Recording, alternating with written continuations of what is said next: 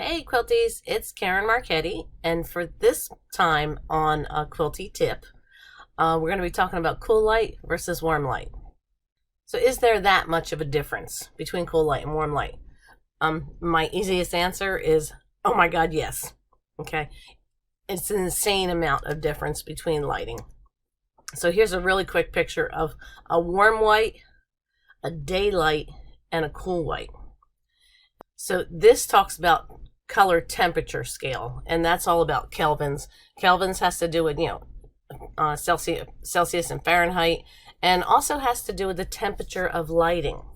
Warmer colors is a lower K number, and the K number means kelvins, and a higher number makes a cooler light. And you can see in here, this is the daylight area where it's not quite warm and it's not quite cool. It's just true light. So I'm gonna keep this part as simple as possible, because we can easily derail this and end up talking about kelvins, perception, spectral properties, receptors, wavelengths. But like we always like to say, KISS. Keep it simple, stupid. And I don't have to tell you, I'm the stupid one. I will easily get off track on all of this. But I like the visual part of this. Warm, daylight, cool.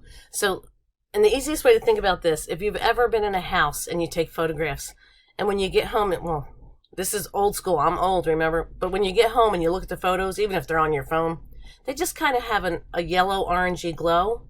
They have warm light. Okay, it's very warm on the color temperature.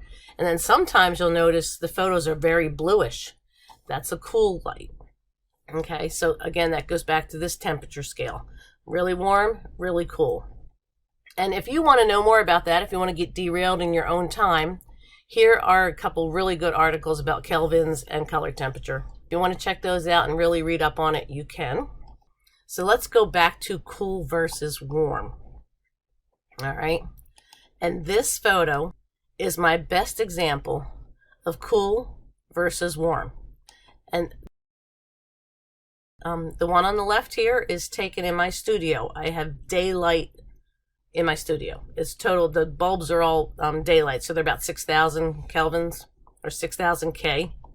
And in my kitchen, there are more warm light, and that's what changes this to the much warmer color. Same fabrics, two totally different colors.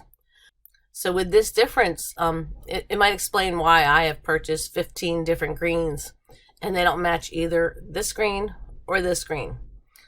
When I see them in the quilt shop, I'm like, oh, this is the perfect green. And I have a little swatch of this fabric. I'm like, oh, it matches perfectly. And then I get home and it doesn't really match this in the studio lights. And it doesn't really match this in my warm lights. So I have to find something that falls between both of these and matches somewhat close to either of these colors. And that's why it's fun. You think about it, and you think about when you're piecing your quilt in whatever room of your house and it looks a certain way. And then when you take it in your room to quilt, if it's a different room, and suddenly it looks a little bit different. And when somebody takes a picture of your quilt at a quilt show and you're like, oh, those colors look awful. It all comes down to lighting. Outdoor natural light is best, but even then, depending on the time of day, if it's sunny or overcast, the look of that fabric will change. Was it taken in the morning? Was it taken in the afternoon? Was the sun behind you? Was the sun on your side? So many factors equal very different results. So let's look at this next example. Again, this is the same piece. It's on my long arm, and all four of these photos were taken from the same location. Like I was standing at the same part of the frame when I took the photo, but they were taken at different times of the day.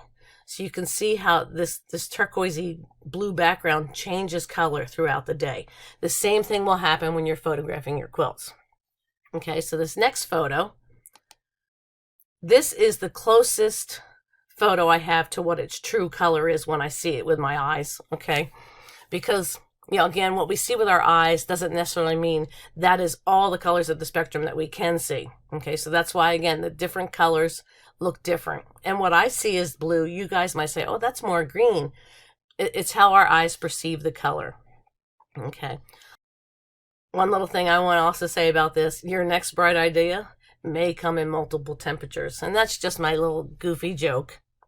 Because you find a color of fabric in the quilt shop and you love it. And what you don't realize is their colors are very cool. And when you get home, it has a different look because your lighting is very warm.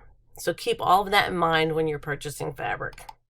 So, I don't want this to make you all go nuts, and I don't want you to run out and buying different light bulbs to change all your colors, but I do hope that it helps you understand how lighting affects our eyes' perception of color.